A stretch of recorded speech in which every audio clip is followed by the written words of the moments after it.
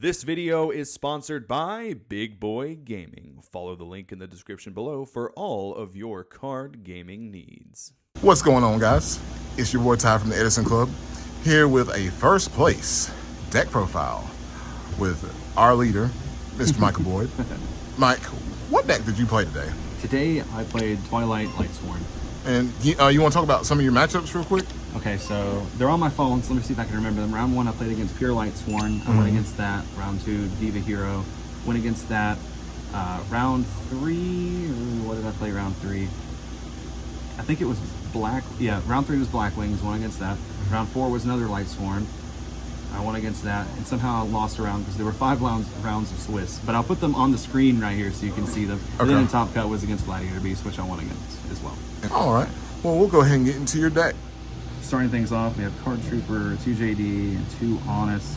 Not much to say here. We don't have to stay here very long. Yep. Everyone knows. And change I made for today was I actually played double Jane and double Raikou. I kept running into situations where the matches where I side in oppression, I would run out of big beaters. So I was like, I'm just going to play 2 Jane, because you'll see later I also play Rhoda. And that way I just always have like these 2 plus Rhoda plus Garoth, so I should never lose like a beatdown game. And this was great. This was phenomenal. And only 2 Raikous. A lot of decks are main decking deck dev now, so it's really rough there. And then having to go second and set a Raikou into a Raikou is not good either. So 2 was great, came up when I needed it, never really saw it in multiples. And then 3 Lila, not a lot to say about that one. These one-of guys, they came up as much as they needed to. I liked 1 Celestia a lot. You either draw it early and then have it early, or you'd like mill it and then be able to get it back off Reincarn later. And not having to like draw multiples was really nice. I also didn't play Wolf. A lot of the lists play Wolf. I wanted to just play all real cards, 41 card deck, all real cards, and not have to worry about drawing anything that's like dead early. Right. So Celestia and Caius are probably like the 2 most dead cards early. Then the dark package is 2 Crow, Necro Gardna, Caius, Dark Arm, Trag. Talk about this one in a second. Chaos Sorcerer, Plague, Gores, sang it, and then also played Armageddon Knight.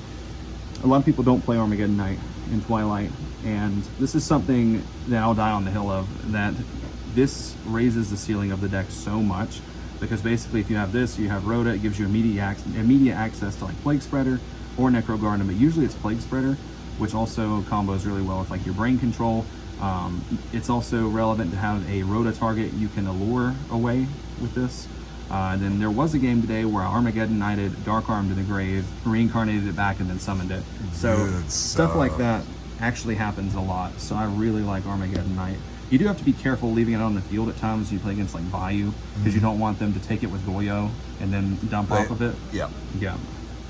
So spells, 2 reincarn, triple recharge, and then like all of these one-ups. A lot of people don't play Brain.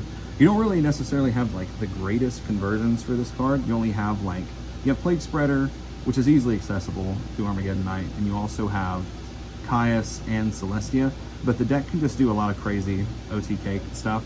So Brain Control is really good. And then also, you'll see later, but I do play the Gothams in the extra deck as well for the Mako matchup. Right.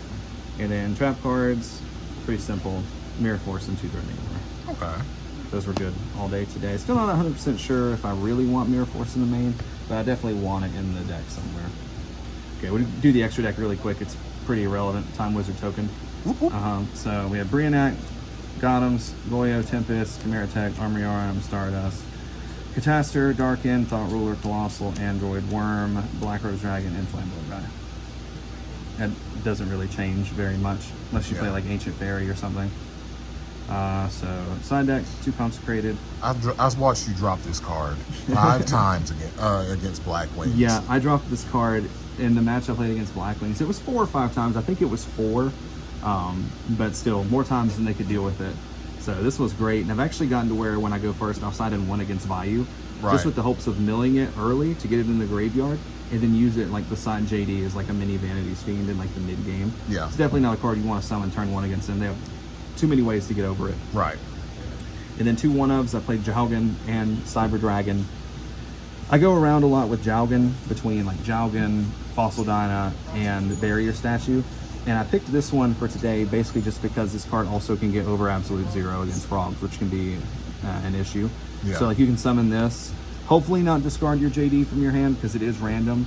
and then nuclear board. Then this dies from AZ, and you can summon the JD if you don't discard it. But kind of the way I look at that is like, if I have to summon JD and nuke away AZ, I'm losing it anyway.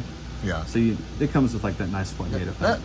Because that's fair. Because it's really like we talked about this before. It's really hard for you to just like trade positively with an absolute zero. Yeah, and also too, like, frogs aren't normally pressuring you, so a lot of times you do have the chance to build up like quite a large hand. Yeah.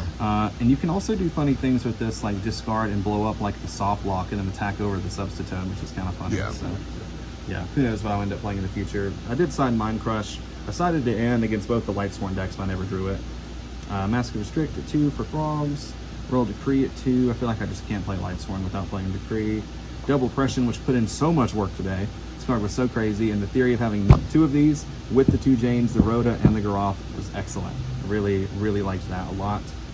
And then I also played Lightning Vortex and Book of Moon. Just generic cards, removal, that I always like to include in my list. Gets over Vanity's Fiend, clears big boards. So I kind of like to have one that's like proactive, and then one that's proactive but also reactive too. And then I also played MST, and I played Twister this time as well. And both of these were great.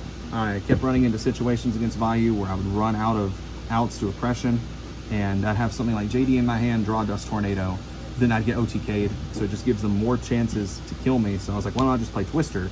And then that just eliminates the problem altogether. Combos with JD, and yeah, the 500 cost is not ever going to be relevant, and if it is, you probably already lost that game anyway. So yeah, it's 41 cards in the main, 15 extra inside, obviously. So shout outs to obviously Edison Club team. Shout outs to everyone in the Lightsworn Discord. Yeah, shout out to Big Boy Gaming as well, my sponsor. Oh yeah, that's about it for today. All right, man. All right, Mike. Thank you for sitting down. Thanks for having me. It's the Edison Club signing out.